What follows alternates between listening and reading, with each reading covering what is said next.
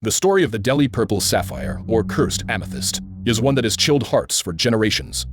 Disguised by the gemstone's beauty is a legacy of misfortune and eerie occurrences that seem to follow each of its possessors as if it carries a vengeful spirit from its original home.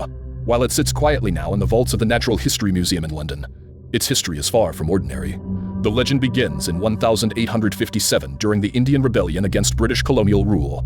It was during this conflict that Colonel W. Ferris, a British officer, discovered the deep purple amethyst in a temple in Kanpur. Believing it to be a beautiful spoil of war, he took it back to England, unaware that removing it from the temple might have brought a curse upon him. The stone, rumored to have been consecrated to the Hindu deity Indra, god of war and thunderstorms, was likely worshipped as a sacred object. The act of taking it may have stirred something dark within the stone, an affront to the deity that demanded retribution. This is where its chilling journey begins. From the moment the stone entered Colonel Ferris's possession, his life began to spiral.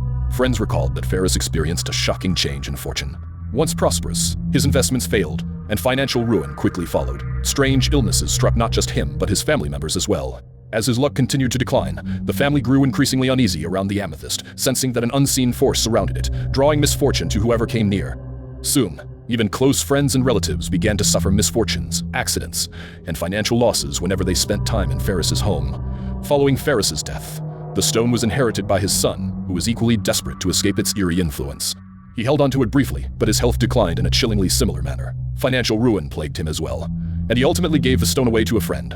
The friend, however, met with swift tragedy. Shortly after receiving the amethyst, he faced devastating losses in his business, followed by a string of severe, unexplained health issues. These incidents made the amethyst infamous within a close circle of people who warned each other against accepting it, convinced that it harbored a deadly curse. The amethyst's journey continued until it came into the possession of Edward Heron-Allen, a scientist, polymath, and scholar with a keen interest in the occult. Heron-Allen was fascinated by the amethyst's strange reputation and believed he could disprove the curse.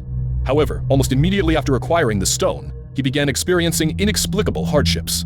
Close friends fell seriously ill, and Heron-Allen himself was plagued by bad luck and personal disasters. At one point, he even threw the amethyst into the Regent's Canal in London, hoping to rid himself of its influence. But the amethyst wasn't done with him yet. Legend has it that just a few months later, a dealer who had recovered the gem returned it to Heron-Allen, claiming to have recognized it as his.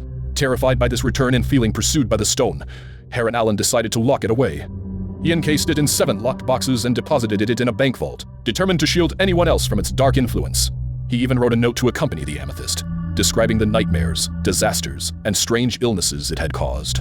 In his letter, he left a stern warning. Whoever shall open it shall first read this warning and then do so at his own risk. It is a reminder of the unknown forces that lie beyond human understanding. Enjoyed the content? Make sure to hit that like button and subscribe to the channel. Your support helps us bring more awesome videos your way.